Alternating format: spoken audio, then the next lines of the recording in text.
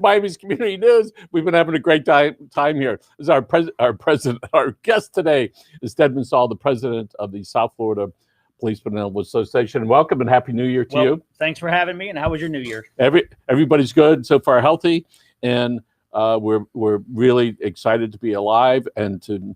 Seriously, for the first time, we used to say that when we were kids. No, we're really serious now. Yeah, absolutely. When we say that. Absolutely. By the way, people come in the building, wash your hands. We have glass in between us right here. So tell us a little bit about the PBA, the Police Benevolent Association, from the beginning and why it was started and what you do.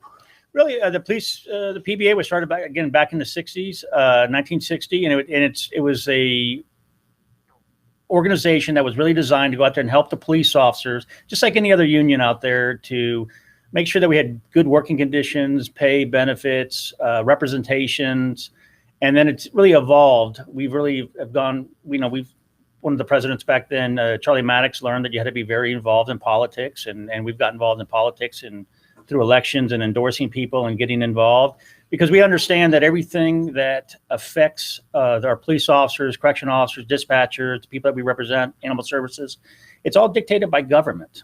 Government dictates everything from what color ink can go in this jacket to what kind of light bulbs we can use. So that's where we really have come from. And so that what we represent is from Key West to Aventura, Miami-Dade being one of the largest ones, Monroe County, and the different cities, Homestead, Florida City, Sunny Isles.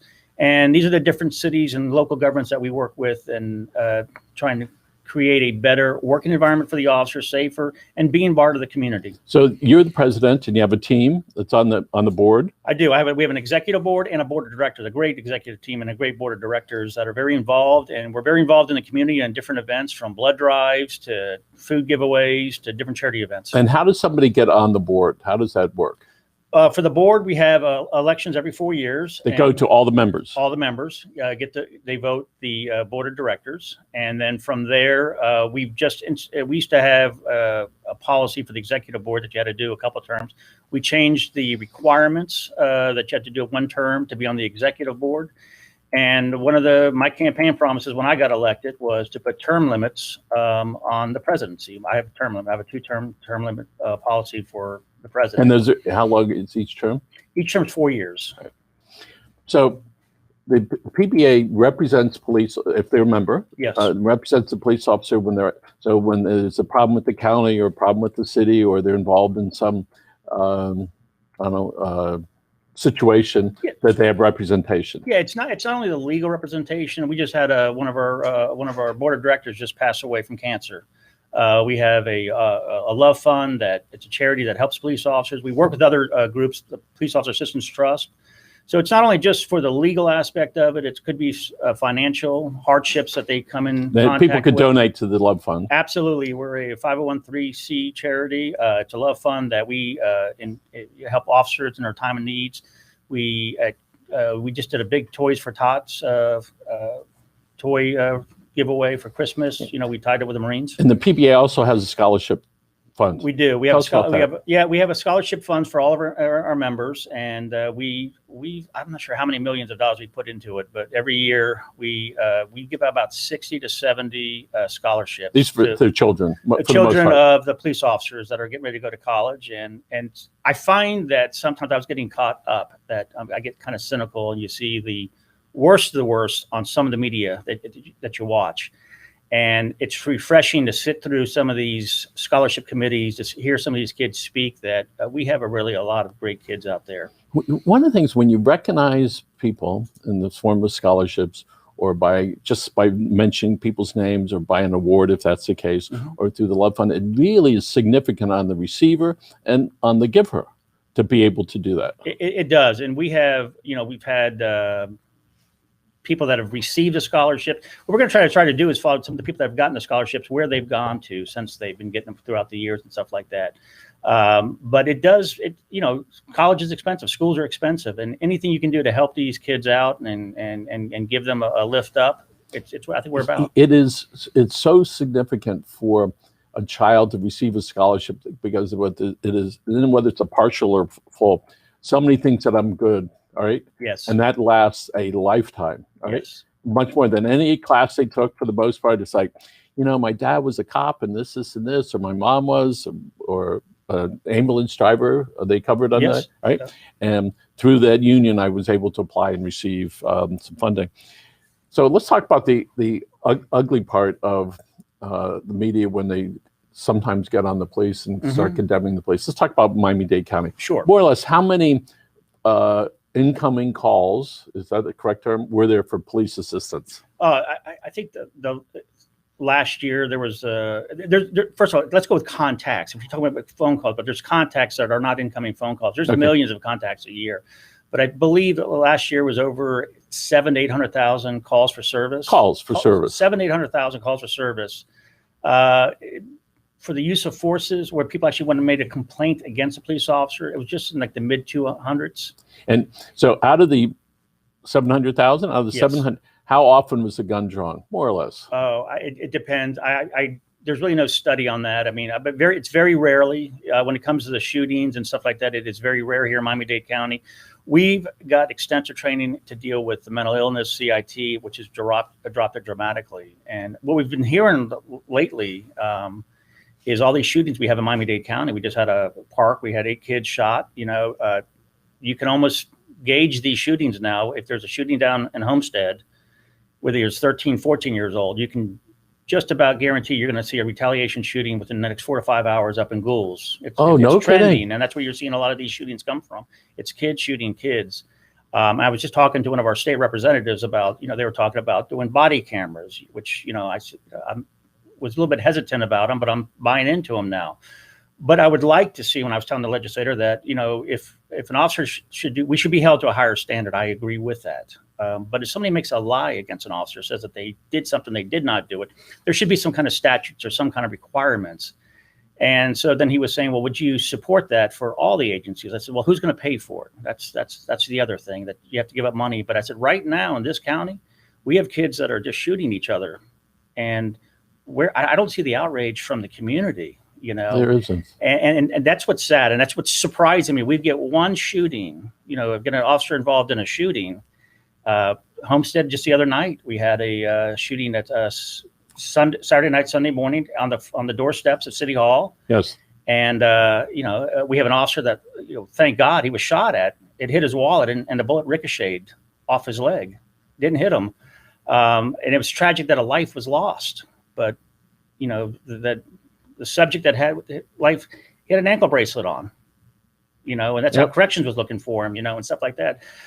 There was a little bit of attention put on that, but, we don't get the same attention we have when we have kids shooting each other. So why isn't there more outrage other than Keona McGee, who I've seen him out there, stop killing us, stop shooting us, but it's really not reached the level of where there's really any traction with that.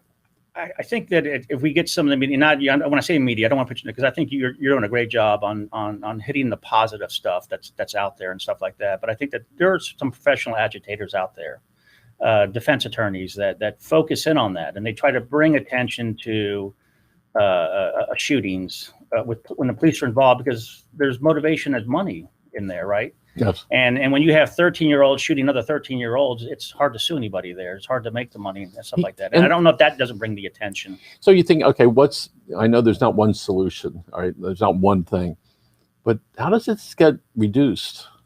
I think that we have to, you have to maintain that public safety has to be a top priority. It has to be. It's first and foremost. If you don't have a safe community, we don't feel comfortable in this community. If we don't support the police officers, the correction officers, our dispatchers, everybody that we represent, if you're not there, don't have that safe community, where does it go? And when there is, and I think that's what we were seeing, when you don't see any kind of accountability, it seems you want to blame the police for everything. I go back to that Parkland shooting. And we blame that police officer. That's where all the finger pointing was done. Yep. And there was a grand jury. I haven't read the report, but I saw the headlines of it, that it was a lack of mental, that the state, the counties, the school systems has no mental training, no mental, that devil that shot those kids, he shouldn't have been in the school. And the grand jury that looked at it said, listen, we've got a mental illness problem that we must address. And that's where the money needs to start focusing, and not just the police, and what did they do after they blamed the police officer for that shooting? They blamed them. And what was the cure Oops. for it? Put a police officer in every single school.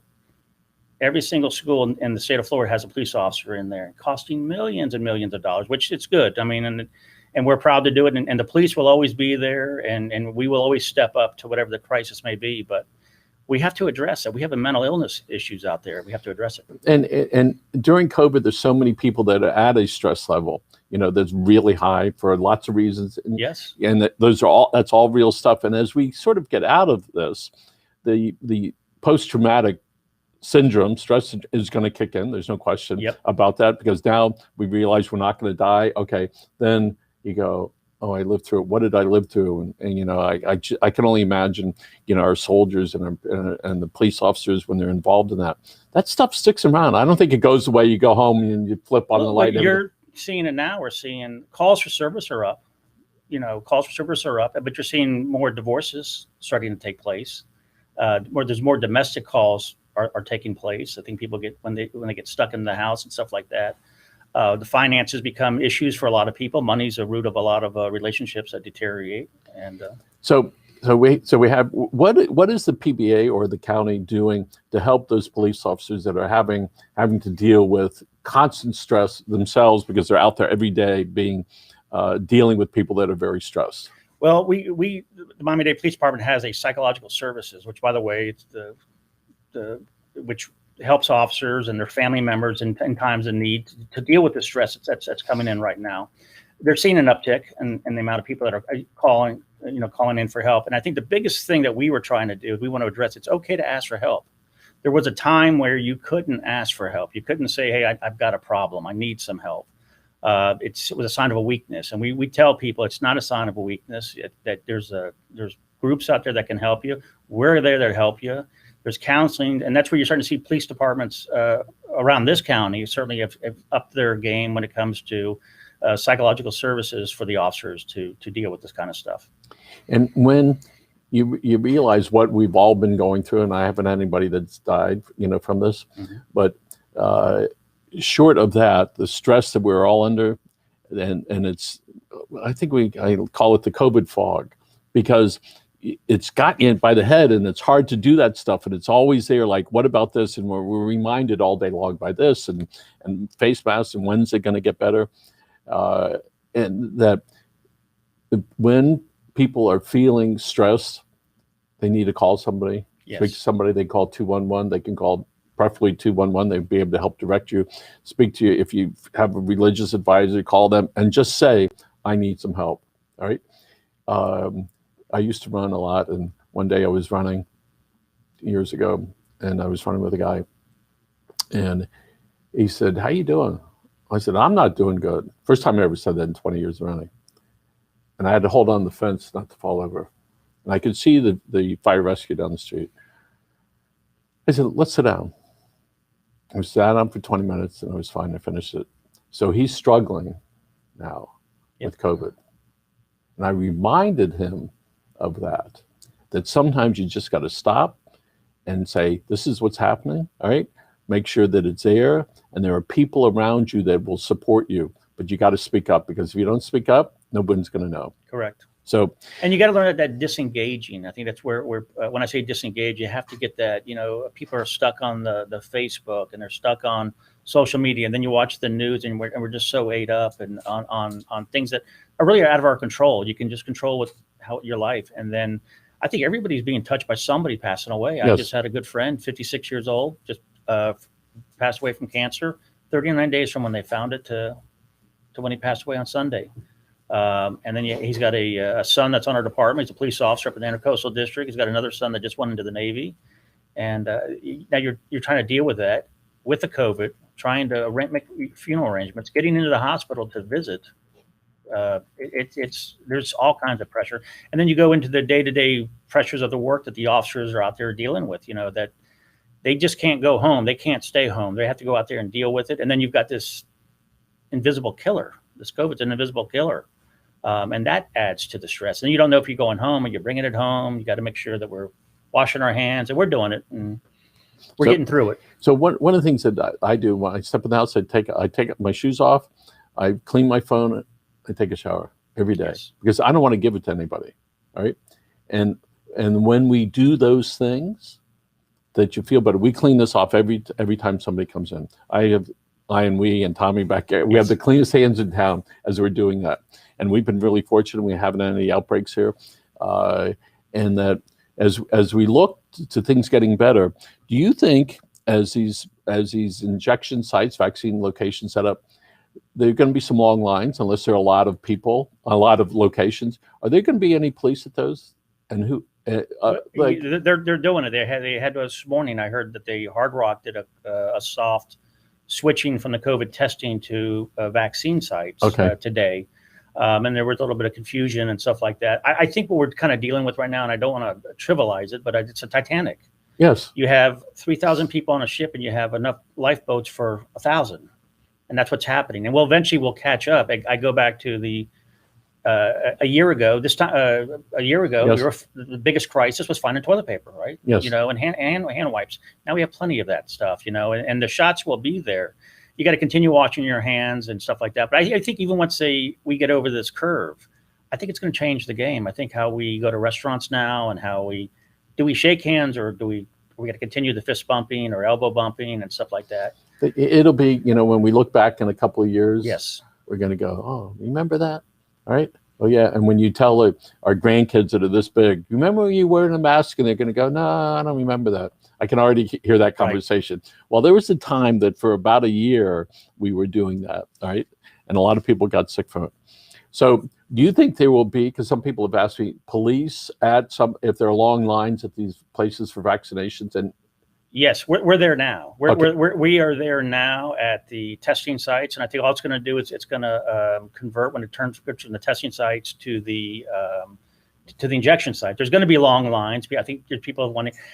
What's surprising though is how many people don't want the shot. And I'll give you an example. I think we just did a survey for the Miami-Dade Police Department, and we have 3,100 sworn police officers that they were asked whether they want to take the shot or not. Only just about 350 said yes. The rest said no, or not sure. And so that's, again, it's where it is. I think that what the governor's trying to address right now is the people that need it the most right now, the ones over 65. And I think that's we even have officers that are over 65. They're getting the shots now. So I had asked randomly people, I said, just a yes or no. Mm-hmm. I don't need a backstory. Yeah. If today you could take it, would you take it or not? About 40% said no. Yeah. And then later I asked them, why? Well, I'm waiting to see what happens. They said, well, so far 2 million people have got the injection. Yes. Right. I said, so, you're going to need, you've made a decision today, but also it's hard to access the vaccine. And after people know that their friends have gotten it, right, yes, then maybe it'll be a little bit more comfortable, for them to do that. And if they make it easier to get to it, I don't think people are going to, again, if you're unsure, you're not going to sit in a line for 3 or 4 hours. If you're unsure. I saw some people yesterday. I think the average age was 73. It was terrible. Wheelchairs, regular chairs. Yes. The parent, the offspring there, and it was terrible. But it will get better pretty quickly. There's a site down in Homestead, the Air Force Base. I don't think anybody knows about it, but it's on my way to work, and I always go in. I get tested every day. I get the nose thing, and the girl was like laughing. She goes, "Why do you keep?" I said, "Because there's no line here." And I get tested every day, and they give you the results now in 24 hours. By the way, I've gone to Tropical Park, really good, the way they lined it up, all right? And at times when I thought the line was really long, well, a lot of people don't know, there's 6 or 7, when you get to the front of the line, 6 or 7 rows that you can go up. From the time I drove in the front till I was done was 15 minutes. It's incredible. And it's like, my hat's off to everybody, for making that happen. And it's comforting when you're there and you see the policeman. There's just something about that. Yeah, and it's more of it's to keep the peace. It's to know that, I think that some people get desperate and you get these line jumpers and then they want to press it. And the police were out there. Listen, I think they just stopped the detail, but we were on those metro rails because of some of the attacks that were taking place here. But I heard yesterday they just stopped the details of that stuff there. But we have officers that are out there all the time, and I think there is a comfort. And that's the one good thing I saw about what I was a little disheartening in this last election cycle is where the police really got a bad rap. We really got a lot of attacking and stuff like that. But the good part of the elections, what I saw was the tide turned, that it became a different issue, that, the police aren't the bad guys. We weren't the bad guys in it. And that's what was refreshing, that this rhetoric was, people were starting to see through it. Yes. And I mentioned to you before, when over the summer, I was getting ready to post a picture of what happened to be a PBA person, and I'm getting ready to post it. I'm thinking, whoever they is going to bomb the building? I said, oh, can you believe that you even have that in your head? Yes. I immediately started posting them. And I want you to know that we've been at this location since I was, for 40 years. We've never had the American flag here. And now we have on all the properties. Very impressive. And I said, you know what? We're going to send a message to ourselves and to people. It's okay to have American flag. It's okay to do this, and you should be proud. People say, well, are you this party or that party? And I said, that's got nothing to do with it, right? And so we're really proud to be able, to do that. We have a couple flags here as well. And it just reminds us that we live in a great country. We do. And let's talk about the police academy. Miami-Dade Police Department has academies. How often do they open that, and how long the course is that course? We've up to this last budget, they were putting through 5 classes for the county. Classes average between 40 to 45 officers per academy. It takes about 6 to 7 months to get them through it from start to finish. The laterals, ones that come from other departments, we've got a lot of people from the state troopers have come over. For them, it's a much shorter process because they're already certified and you get them through. But the academies, they're continuing, always hiring. What they'll find is you'll open up for 100 people and you'll get 3,000 applicants and stuff like that. It dwindled a lot, though. I want to say the last year or so, because this anti-police thing, it really went down a lot. So then you have the academies, and then that's for the county, and the county has its own academy now. And then you have the municipalities, which use Miami-Dade North, and they have their own. And they. So somebody says they want to go to whatever city it happens to be. They're going to go to. There'll be a police officer in training for that. Correct. So Miami-Dade, if you get hired by the Miami-Dade Police Department, our training bureau, which is over there off of in Doral, they have you'll go through the process, the academy. It's all done by Miami-Dade police instructors. City of Miami, I think, also has their own academy, but Miami-Dade North, and that's where I went through back when I got hired by Homestead back in the 90s. I went through a reserve program when? 1990. And I went through a reserve program where you had to go at night from 6 to 10, Tuesday, Wednesday, Thursdays, and all day on Saturday. It took me about 9 months to get through it. You have to get the same amount of hours, 772 hours of training. But our training has also been enhanced by dealing with CIT training. These officers that are coming out now are CIT stands for critical incident training, where they're looking to identify people that have mental illness problems and stuff like that. And again, no officer ever wants to take a life. No, it's the last resort. Sometimes you're forced to do it, but you're trying to learn to de-escalate and stuff like that. And we're getting better officers out there, and we've had a couple of shootings, where we had not had to shoot somebody in that. Not to make light of it, but I used to be a registered nurse, and I would do home health care. I was like 25 years old, so I would go to these homes, knock on the doors. So I'd go and I remember seeing this lady, and I'd ask her a question, and she would answer something that was totally off. Yes. And I figured after a while, she was hard of hearing. Then after about 5 minutes, I said, no, she's schizophrenic, all right? But if I wouldn't have already spent a couple months working in the institute, all right, that I may not have done it. I even called and I said, listen, here's this lady, all right, I thought she was hard of hearing, but she's answering some odd sort of stuff. So it is important for police officers to know that. And one of the things that I'm really pleased to see when police officers wind up on the scene, they just wanted to all get de-escalate, I think is the term, and say, that's amazing that you go chase somebody and still have the wherewithal to be able to, not to smash the guy in the head for running from you. Yes. I was asking an officer who's rather short, and he's put on a few pounds. I said, listen, when you got the young guys running away from me, what do? You chase him? He says, no. I go, hey, the guy's running, go for it. You got radio, you see the perimeters there, and they'll run to them. So, but the different cities, and that's what we have, the different cities we represent. You have Aventura and Sunny Isles. We just signed a contract there where when it comes to public safety, they step up to it. I mean, they make sure that the police departments are well funded, that they're hiring the officers. They make it a priority, because I think that's when who's ever going to buy a house or move a business into an area, they want a safe community. Sunny Isles, it's one of the best cities that we have to negotiate with. They're really good. You have then you have the other cities that are always struggling. It's always, we're trying to find the money and stuff like that, but there's a lot of pet projects out there that we have to dance around and get around them. So let's look next to a year, 6 months from now, or a year from now. I know that every year until COVID, you used to have an annual ball. Yes. What was the name of that? It was our PBA Police Gala. And it's where we get our Officer of the Years and for correction officers. And we do a citizen, and we have, it was our yearly gala that we did in the month of May. And so maybe a year from now? I mean, a year from May? Well, we're into that bubble again. It's gonna happen in this May. We're planning on having it in May, but we're starting, as time goes on, we have to, if this curve doesn't come down, we may have to cancel it again. What we did do is we still recognize the officers. We give them the awards. We did videos for them and stuff like that. You can find on our website. But we just couldn't do the dinner itself. So I noticed that, people can find you at South Florida PBA? Yes. South Florida PBA? South Florida PBA. Okay, and on your website, I see you have a store. People can buy PBA stuff? You can buy some hats and shirts. So listen, Commissioner Josh Liebman, go buy your stuff instead of being given away, and donate some money to the PBA and buy a cap or something, all right?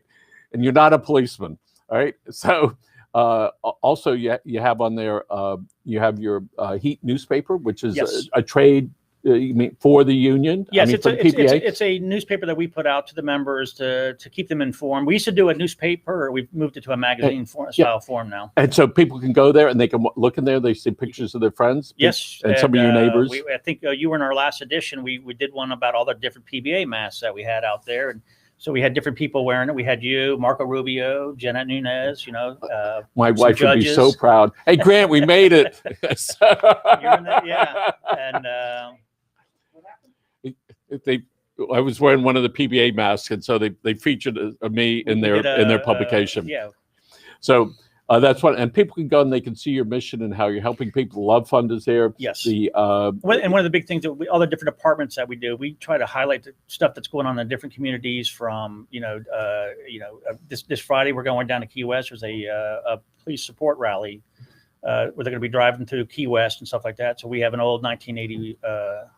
Police car that we Grand Fury. They want to drop it on horse country, just leave it down the street. I'll be glad to pick it up. We're gonna be down there, and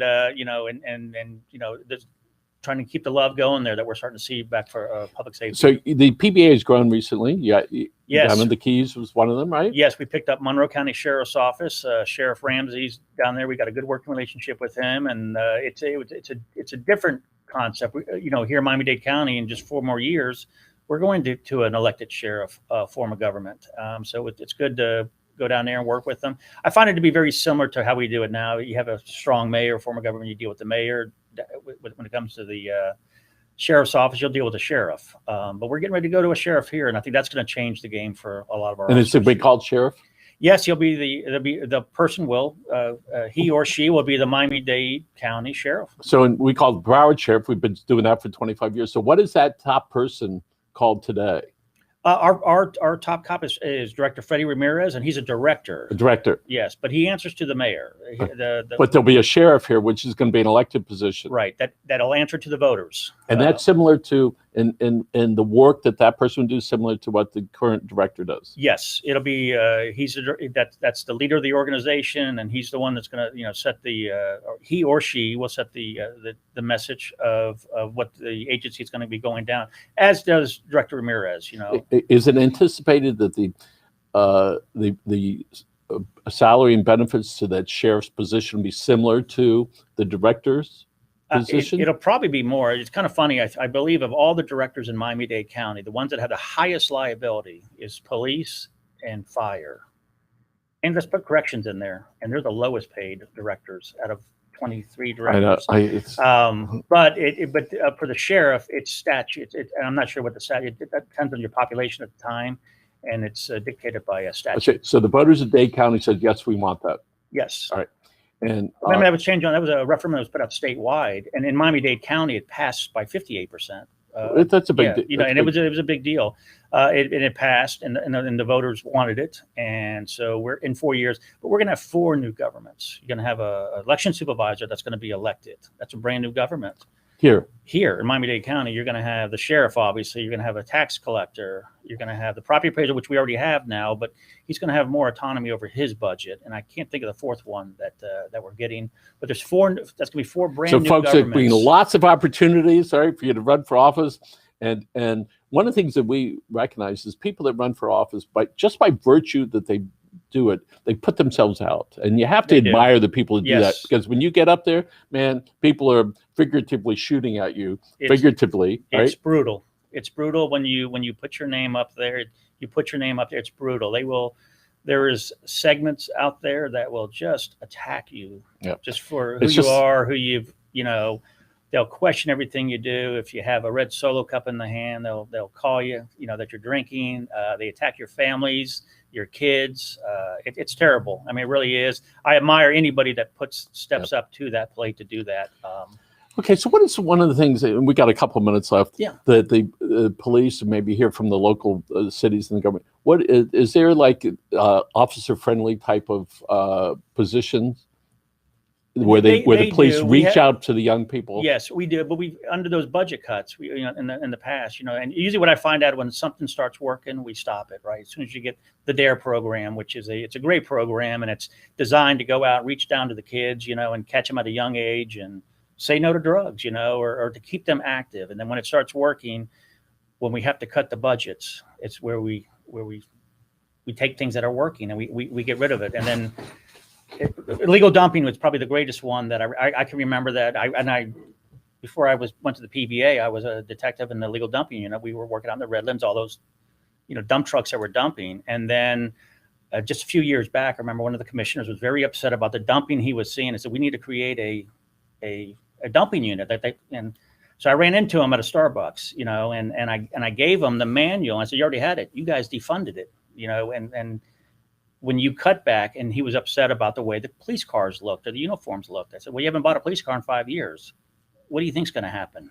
And I think that's where you have to really stay focused. There's needs and wants in government, and that's the biggest thing with politicians. They have to learn what needs and wants are. I'm glad you brought it up. I was reading in the Miami Herald the other day that the counties now has the guys that dump the trash cops that go around, search the garbage, and find you. Yes. So don't dump in horse country on 118th Avenue because they're gonna get you. Listen, you'll be surprised how we find it. We found it was a whole roof that had been dumped and came out of the Keys, and in a roof truss, they had wrote the address of the place in the Keys, and they found it. So years ago, somebody dumped a horse on 118th Avenue, and that's on the west side of the turnpike. People were calling me. I was the president. That's terrible. People dumping. I said, it's our neighbors.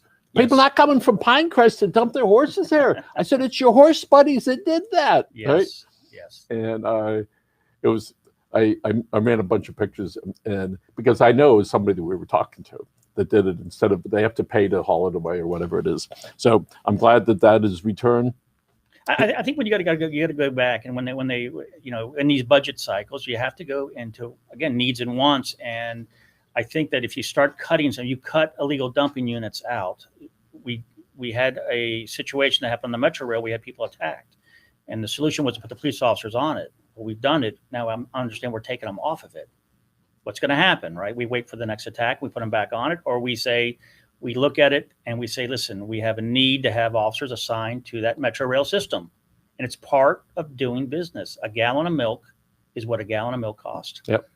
And I did one little antecedent as far as in horse country. One day I see a guy dumping stuff.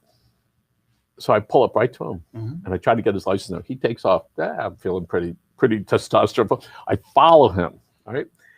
And he goes down to 122nd Avenue and Bird Road. And I caught him, got his license plate number. There was a card in front. I said, I got you.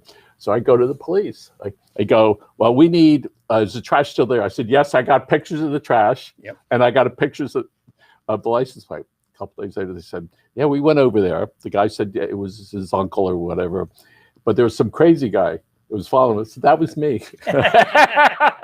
So But you found it. don't dump your stuff in Orange Country. Go somewhere else, like the official dumps. Yes, and then listen, I mean, really, that's what it goes back to. It's just, again, it's a quality of life. So schools, we want, what do you want to invest in, and stuff like that before we try to get bigger. Yep. Listen, we're going to have to deal with things. Sometimes I think if you're honest with the taxpayer, we have to raise taxes at some point. You have to pay for things. So a couple of things. A year ago, you wrote this. All right. Yes. A Year of Hope. All right. Where are we? Year of Hope. I invite you to write another one. All right. And in case you don't remember it, there it is. I will. All right. And write another one so we can A publicize challenge that. has been accepted. Okay. And that's a mighty nice picture of you. Must have been from the year before. Yes. So, Yes. so there's somebody watching right now, some young person that's wondering about COVID. They're wondering about the future. They're wondering about what they want to do. And I'm sure somebody's looking at you as a police officer for how many years? Oh, I'm going on 30 now. All right. Why don't you talk to them and tell them about their future and how bright it can be? Listen, the future is great. The future is what you want to make of it. You got to stay away from this negativity that you see out there. And this, it's really, we have a beautiful country. I just came back from Washington, D.C., and I went to the monuments, didn't go into anywhere.